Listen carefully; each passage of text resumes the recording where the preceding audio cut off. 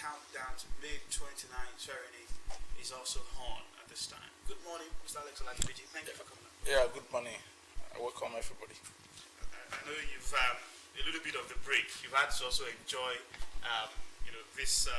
this long moment, perhaps with your people, right there. Let's take a look at the issue at hand, which is the president-elect, who also in a matter of days or weeks will be sworn in as the president of the Federal Republic of Nigeria, and the expectations many have for this incoming administration, for his person. But let's begin from his return back to the country after a moment, after weeks of breaks, holiday in different parts of the country, of the world. We understand that it was at different, countries across the world. So, how does this return also, what mean? What does this return mean for Nigerians at this time? Because many have been asking the question, where is the president-elect? Well, sometimes it surprises me why some people, dabble into some unnecessary distraction. Why is unnecessary distraction? Come on, man. People like us, like you, go for vacations. Sometimes travel to one town. Sometimes, so it's not uncommon for a person like Ashwaju to travel. And all of us will understand that the man ran a very vigorous electionary campaign. And I think it's not out of place for him to just maybe travel to relax. And thank God he doesn't stay long, and he'll be back today. Do you think he has, spent much time outside? Because the length of time he has been outside of the country is also a concern for some persons who feel perhaps we should be closer home to look at how things are also shaping up. I don't think he has not spent a month out there, so I don't think it's long. And even traveling out has a lot of benefit in a way. Yes, you'll be able to network there. In Nigeria here, every day people will always be around him. Probably he may need the time out on his own to reflect and settle down to think of the next government. I think it's not what he has done is okay for me, and he's coming back. So we still have more than a month for the handing over, so we can do a lot within that period, as far as I'm concerned. Now let's look at the issue of the expectations of Nigerians. Perhaps we also begin from your own personal point of view. What's your major expectation for the president? Thank you so much for this question. I think without missing word, Nigeria should expect competency, capacity, ability from our president-elect when he assumes power. While I say competency, capacity, ability, I mean it because, this is the first time we are electing an experienced politician, technocrat, all form of life. That is why I say it's not the position of the president. The president we have now is not somebody who can say probably he doesn't know what he's doing. And based on his experience, and they will ask you that, what have you done? In most cases, when they want to test you or when they want to rate you, people will ask you, what have you done? Where have you worked? Most politicians, as people used to say, they said some of them don't have experience. Probably somebody who has not worked, becoming something, somebody who hasn't a track record. But in this case, I think every aspect of life, I think you can talk of. Yes, you meet Asiwaju there. When you talk of experience outside politics, it was once an accountant. He has worked in Mobi and rose to the position of treasurer. And Mobi is a multinational. Somebody who can be a treasurer in multinational is not a joke. It's not something you can just. Many Nigerians feel those points you're pushing should be left behind, looking at the fact that the campaigns and the election season they're over. It's time to now do the job, really. Yeah, well, you're asking me the expectation. And when you're asking me the expectation, there must be a pointer reference to my response to you. And that's why I'm making reference to that to prove to you that the person we let is ready for work based on his experience. He's not somebody that is going there to be tutor. Or he has experience. Okay, talking about experience now, I believe that notable among the places where Tinubu has gathered these experiences is tenure as the governor of Lagos State, which most times even you have referenced as a pointer to his ability to be able to govern the nation. But some of his critics will say that even with the achievements that you've mentioned that has been highlighted of his tenure in Lagos, there are other things, there are other low sides, to the state of Lagos State even while he was governor. And this may hinder his ability to replicate on a larger scale for the nation. I disagree with you totally. Lagos is a country on its own. And, you cannot solve all the Lagos problem. I live in Lagos for more than 15 years, and I know how Lagos as a state face a lot of challenges. Let me just give you an instance. In Ojodu Bega, it's not a whole local government, it's area. From statistics, a refuse generated in Ojodu Bega in a week is more than the entire refuse generated in Ondo State for 6 months. So those are the things. When you are looking at Lagos as a state, you consider a lot of problem, a lot of. See, Lagos is considered to be let me say a focal point of development. They say in Yoruba parlance that whatever you can do in Kotobale for because of the population. As the population help people to grow, the same population give the government problem in time of services. So when you look at Lagos, when you want to judge by saying that yes, there's some area where you cannot do, yes, you cannot finish all the problem at once. But when you look at when you compare, you look at the percentage based on performance, nobody can perform 100%. But when you are above average, probably you are good as far as Nigeria performance index is concerned. All right, because some critics will say, okay, for instance, if someone is unable to manage a class efficiently, then how is he going to manage a whole school? That's just the comparison here. Dealing with a state and we know has performed excellently as far as Lagos State is concerned. When we are grading, we give him A, excellent performance in Lagos. And if he can do that in Lagos, he will do better in Nigeria because, Nigeria is a monitor country that has a lot of pros and cons, southeastern problem, northwest, southwest. So, for you to have somebody who has experience in all sphere of life, I think you will do better. Nigeria has been battling with a long-running issue of insecurity. Let's try and put some of these issues into perspective.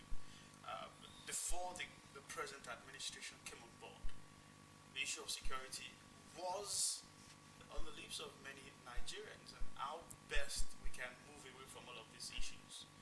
The present administration said he has done a whole lot to ensure that that tide is also stemmed.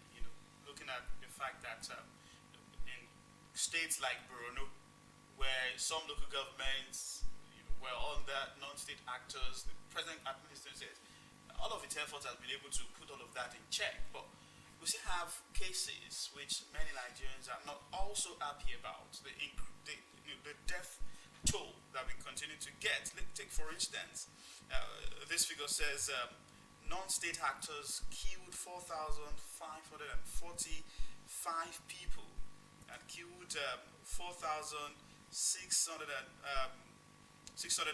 in 2022. And these are some of the figures that you get when you try to look at the situation of things in terms of how secured Nigeria is, or how best Nigerians can sleep with their two eyes closed. This is a challenge for the coming administration, don't you think? Yeah, why I will not defend the present government in terms of security, but yet I will still say something. When this government, which I'm part, when we came on board on 2015, you realize that some local government have been taken over by the bandit outrightly. Yes, but now, as at present, there was no single local government under the bandit. Though we are having a lot of security challenges, kidnapping and there. You know, when you have a problem, it's better you don't the security problem don't start at all. Once it started, to curtail it will take a long time because it has, go deep into people's mentality. You know, some of these Boko Haram's guys, were recruited at a tender age. They were being brainwashed. It will take time for all those people to be, orientated, to know that what they are doing is not really good. But I want to say this, that as far as this present government is concerned, yes, they've not solved the problem entirely. But sincerely speaking, if we need to sincere to ourselves, they've done their best in terms of making sure that there was no single community, not to talk of local government, under the ban. You recall that before we took over in 2015, there are some local government that the Boko Haram has, putting their flag as their territory. They have taken over the place entirely, completely. But now, nothing like that. Yes, we are still battling with some area where some people will do hide and seek. They will attack and run away. But in those days, they don't run away. They based there. They were there. They took over the base. They have their camp everywhere. But now, you cannot find where their camp is located. They are just doing hide and seek. But yet, the government is still trying as much as possible to make sure that situation is brought to a control level. But I want to say this, that I think there will be changes after the inauguration of the new president. Ask me why. Why I say there's changes is that, Nigeria war with mindset of mentality in such a way that people keep on saying that most of the security challenges we have now is Fulani S-men. Mostly is Fulani S-men. And, from school of thought, some people believe... But is that correct? Yes. When you look at statistics, majority of our problem... Now, yes, when you look at the problem in the southeast, IPOP, yes, that one is, I think, is peculiar. But when you talk about general problem we have as regards security now, majority is S-mess problem. So because you feel that... Part of the reasons why some give me time. Mr. Alex Oladimeji, just a moment. Say, the issue of security, even as much as we also want to take a spotlight on where it is happening from, having ethnic coloration does not really, stop anything from getting resolved. Don't you also agree with that? No, I didn't. What I'm saying is, I'm making reference to the security problem that is diverse in a way. Okay. It's not. I'm not talking about the one that is peculiar. I'm talking about the one that is diverse. You see S-men in the southeast. You see them in the south, in the southwest, in the sixth geopolitical zone of the country. But when you talk about Apro problem is peculiar in the southeast over there. So that's why I'm making reference to S-men as the major security challenges we are facing presently. And why I say things will change. You've not given me the opportunity to say that. Tell us how it will change. Nigeria has a mentality that whenever somebody is ruling, either quote or no quote, they believe it's my brother that is there, I can do whatever I like. Though in most cases, it's not that's not true. But that is thinking of Nigeria, that yes, because Buhari is a Fulani, so the S-men believe they can be protected here and there. And that mentality too will change. Either the mentality is real or not real. By the time another person becomes president, some people that are coming up with that postulation will come up with another postulation that you have to be careful now because the president is not a Fulani man. So that one alone, without anybody saying anything, will give a kind of reflection to those S-men that now if you commit any crime, nobody is going to protect you. Even if it's real or not real, the perspective of feelings of people will show in the action of those S-men, and I think they will adjust themselves. beyond the issue of X-Men, we also have, you know, have names like bandits. You have all of that also in the mix. Take for instance places like Southern Kaduna. You look like a state like Benue State.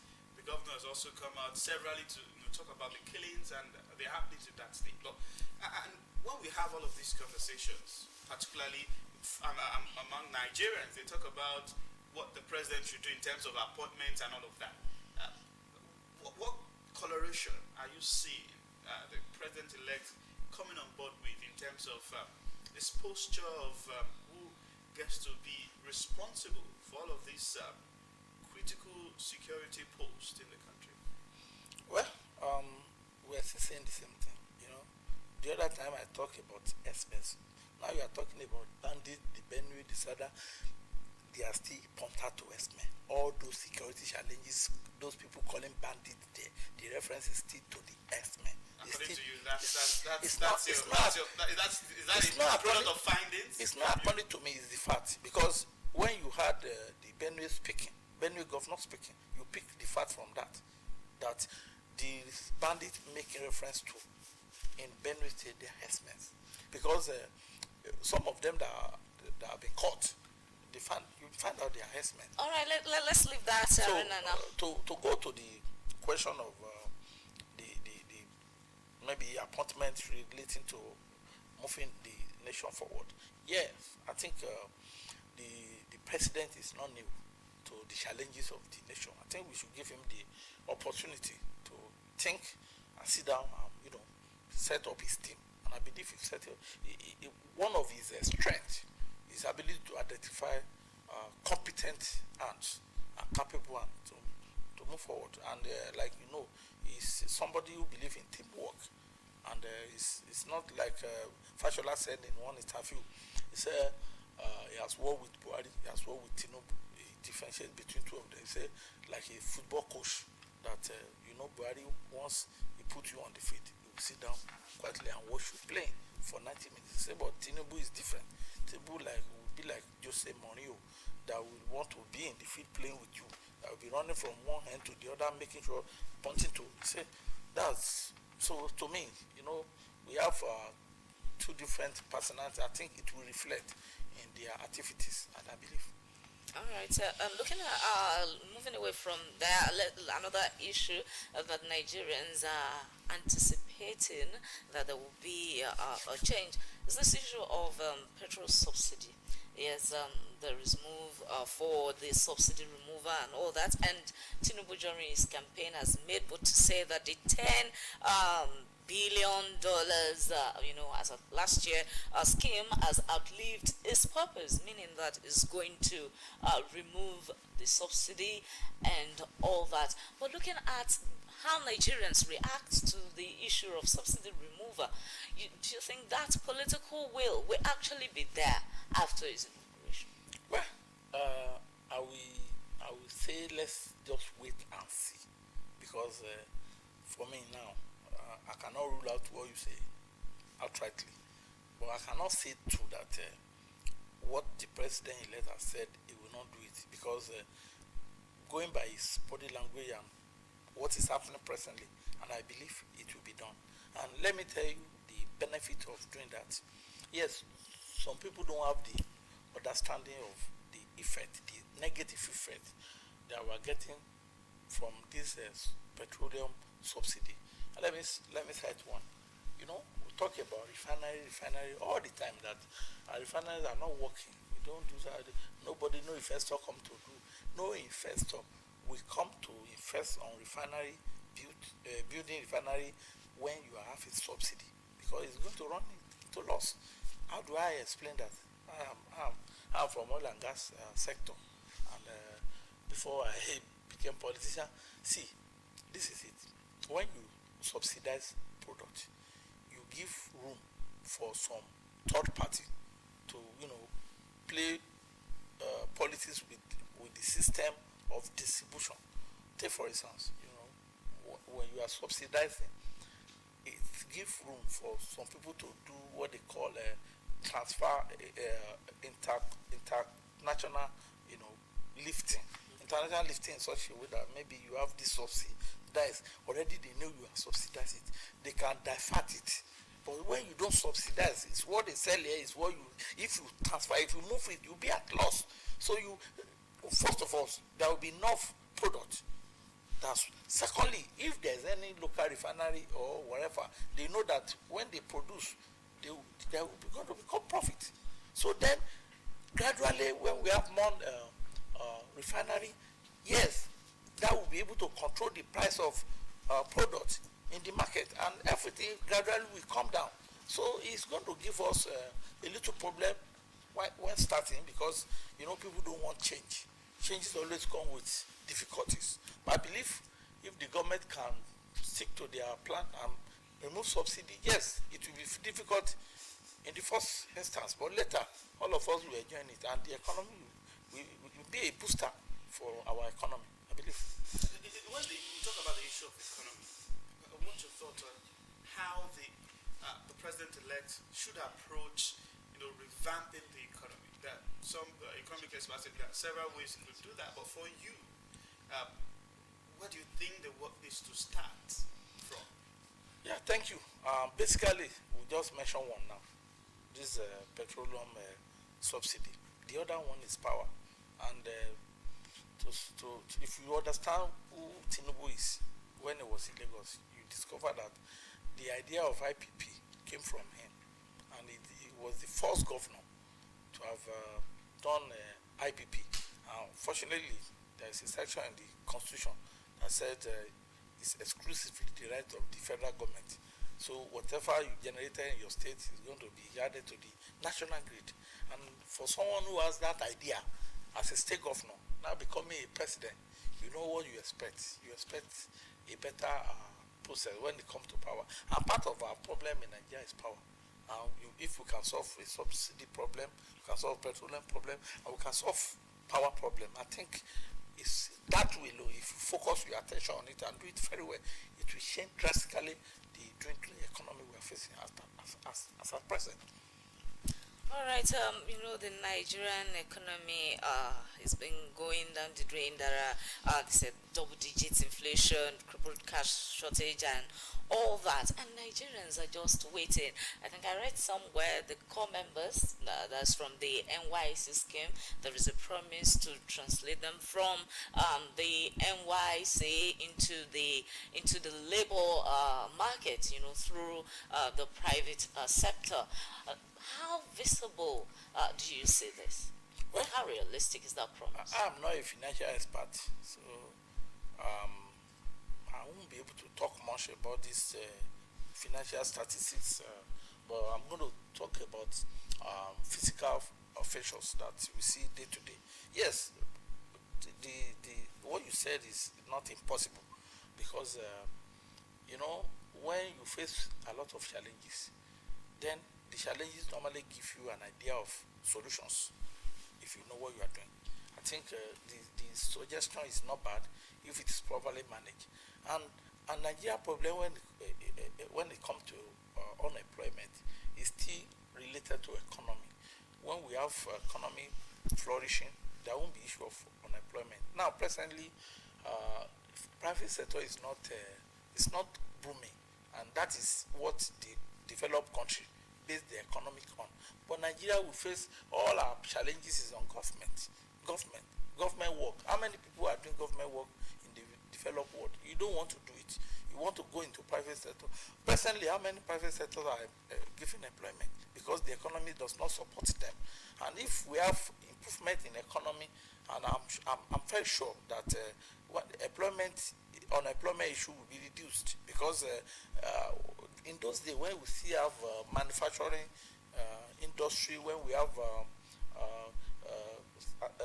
car assembly, all those give employment, railway, and all so on. So when we improve our economy in terms of manufacturing, in terms of industry, yes, it will help us when it comes to employment increase, and things will get better. And I believe the present president-elect has the capacity to turn things around, and let's just hope and believe that he will perform. All right. From the words of Mr. Alex Oladimeji, an engineer politician that Nigerians should hope for things to turn around when the president-elect eventually gets the mantle of authority here in terms of getting sworn in and, of course, hitting the ground running to change the scheme of things in the country. You mentioned the issue of perception and mentality. We also hope we'll see how that will also change in the days ahead. Thank you so much for coming on the program. Thank you. Good morning. We'll take a break now.